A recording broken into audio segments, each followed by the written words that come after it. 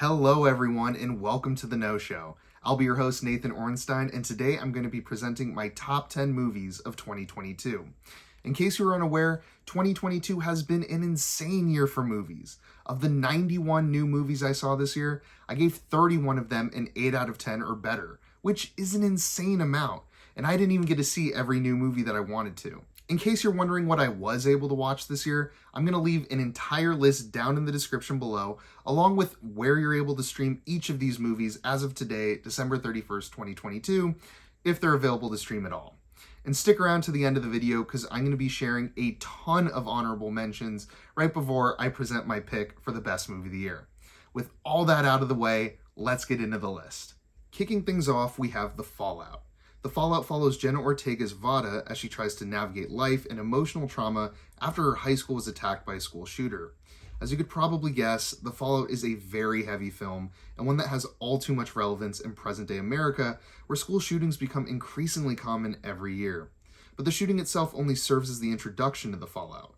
Most of the movie explores the PTSD experienced by not only Vada, but by her classmates and family as well. Vada forms an unlikely bond with rich kid dancer Mia, played by Maddie Ziegler, based on their shared experience, but this causes Vada's relationship with her family to become more distant. Everything has a cause and effect relationship, and writer-director Megan Park's ability to capture such subtle details and emotional nuance is incredible. This is far from your standard backdrop for a coming-of-age story, but she's able to create a meaningful and relatable one regardless. It's still filled with your standard teenager experiences, just told through a very different lens. Obviously, this isn't going to be a film that everyone can stomach, but I highly recommend it if you feel like you can. Next up at number 9 is Triangle of Sadness. In a year full of class commentary and great eat-the-rich narratives, Triangle of Sadness stands tallest as not only the most thought-provoking, but the funniest as well.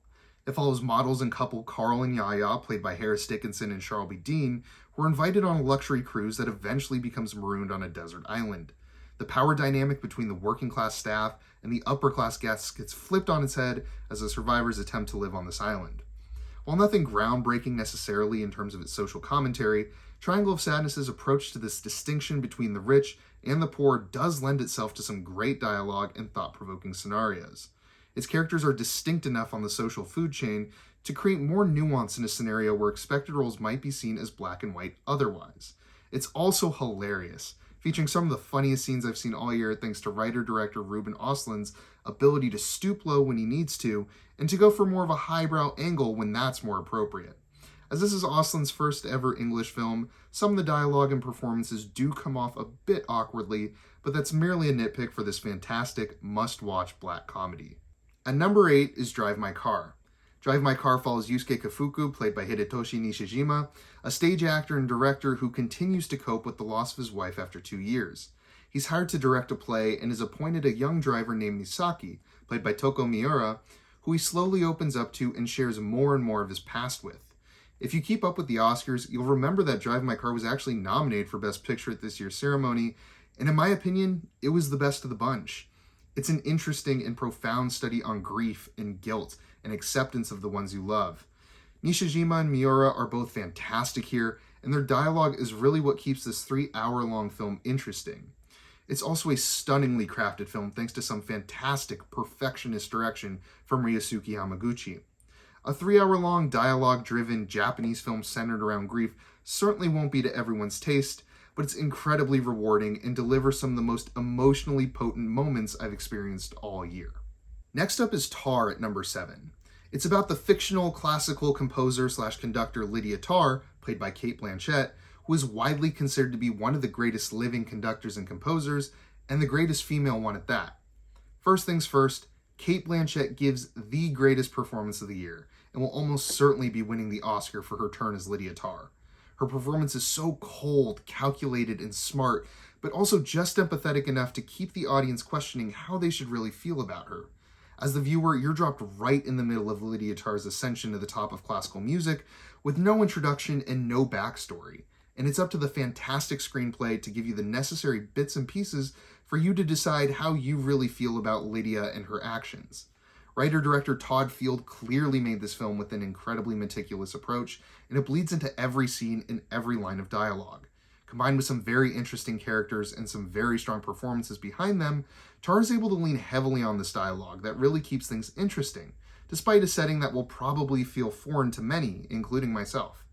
The writing tells you just enough for you to understand the morally ambiguous situations without ever telling you how to feel about it, and I think that approach to writing is a rarity today, where every movie wants to hold your hand through its story. Again, this is a very long, very dialogue-heavy film, but no movie was able to grip me quite as tightly as Tar did this year. It's an intense movie, and certainly the most dense one on this list, but it's 100% worth watching and will leave you thinking for days afterwards. At 6, we have the indie breakout hit of the year, Everything Everywhere All at Once. The plot centers on Chinese-American immigrant Evelyn, played by Michelle Yeoh, who, while being audited by the IRS, discovers that she must connect with parallel universe versions of herself to prevent a powerful enemy from destroying the multiverse. Yes, it's as absurd as it sounds, but it's also deeply rooted in existentialism and the inner conflict that can come with the Asian American identity. Everything Everywhere All at Once has been the success story of the year, coming out of seemingly nowhere and gaining massive support from critics and audiences alike, and it's all very well deserved. It's something wholly original and new, giving us some of the most unique action sequences, honestly, ever. It's ridiculous and over the top and moves a mile a minute, but it's also extremely contemplative and down-to-earth when all is said and done. When the dust settles from the sheer maximalism of Everything Everywhere All at Once, it's really the emotional moments between Michelle Yeoh, husband Ki-hee Kwan, and daughter Stephanie Hsu that stick with you. And the ability to achieve that balance between such stark approaches to storytelling and presentation isn't really something we ever see. It's no wonder why it was such a breakout success, and I hope we continue to get more ridiculously creative films from writer-directors Daniel Kwan and Daniel Scheinert. Coming in at number 5 is the Indian Netflix sensation RRR. RRR centers around 2 real-life Indian revolutionaries, Alluri Sitarama Raju, played by Ram Charan, and Komaram Bhim, played by N.T. Rama Rao Jr., their fictional friendship, and their fight against the British Raj. It takes place in the 1920s when they both chose to go into obscurity before they began the fight for their country. Now, I'm not going to pretend like I'm very familiar with Indian cinema. This is actually my first film, so I don't really know if there are commonalities between RRR and other Indian films. What I do know is that RRR is brimming with over-the-top style, incredible action sequences and set pieces, revolutionary fervor, musical numbers, genuine emotion and friendship, and just about anything else you could imagine. It reminds me of Everything Everywhere All at Once in its ridiculously maximalist approach, but it takes a step further even, and I think it's all the better for it. The performances from N.T. Rama Rao Jr. and Ram Charan are some of my favorites of the year, and they probably have the best on-screen chemistry of the year too. They're the beating heart of this extravagant film and bring everything together in a way that always entertains and never lets its foot off the gas. This is another one that stretches past that 3-hour mark, but it's so fun and entertaining that you probably wouldn't be able to tell. If you're looking for your next stylish action movie, look no further than RRR. Next up at number 4 is the Banshees of Inisherin. It takes place on the fictional Irish Isle of Inisherin in the 1920s and is about 2 friends played by Colin Farrell and Brendan Gleeson, and what happens when one decides they just don't really want to be friends with the other anymore for seemingly no reason at all. Put simply, The Banshees of Inisherin is the funniest movie I saw all year. The premise is so simple, so stupid, but executed about as well as it possibly could be. It's got that dry sense of humor that can really only be found in black comedies, but it's layered with some of the saddest and loneliest explorations of existentialism I've ever seen.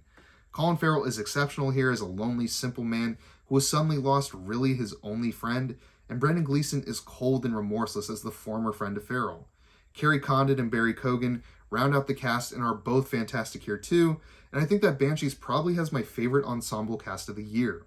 It's also a feast for the eyes, as the relatively unsettled Isle of Inisherin lends itself to some fantastic landscape shots that really add to the sense of isolation present here. The Banshees of Inisherin begs to be watched if you're looking for a quick-witted comedy with a pretty dark undertone. It's also Irish as hell if you're into that. At number 3 is the biggest box office smash hit of the year, Top Gun Maverick.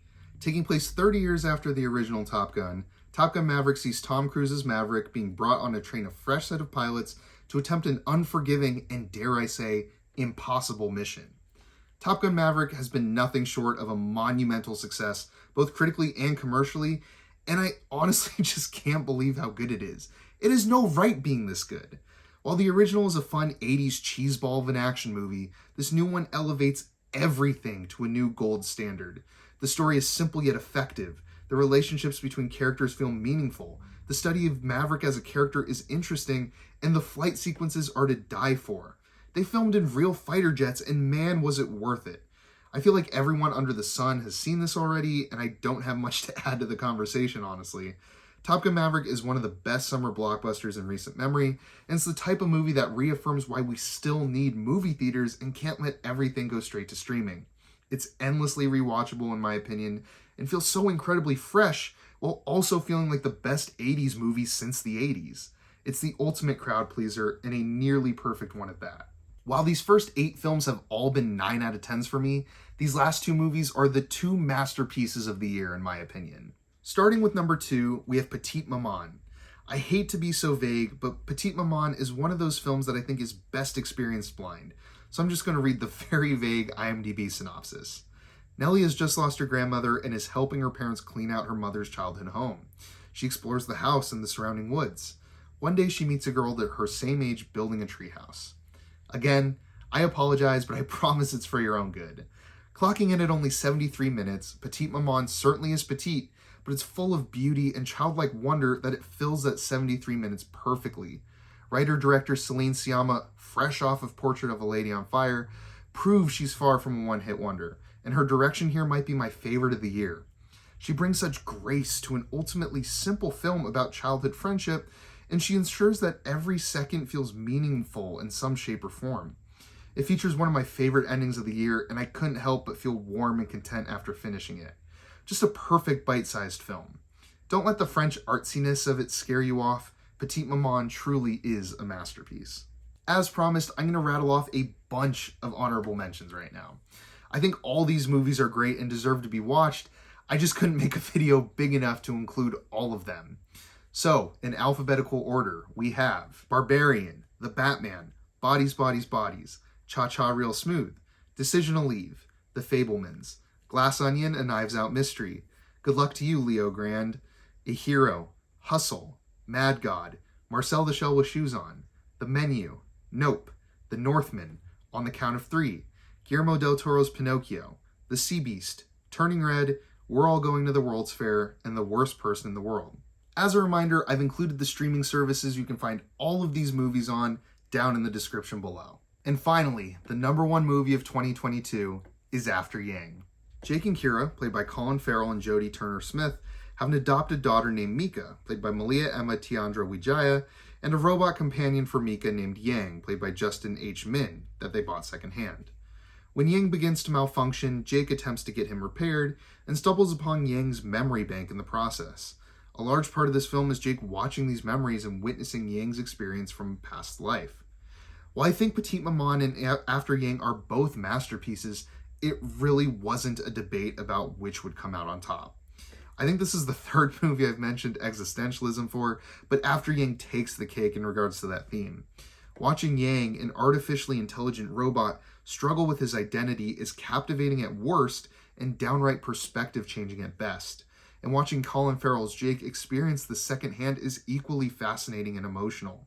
His family dynamic seems to crumble away the longer Yang is gone, and After Yang's focus on this familial bond is consistently powerful. It's all brought together with some of the most beautiful and light cinematography of the year, with a score that accompanies it perfectly.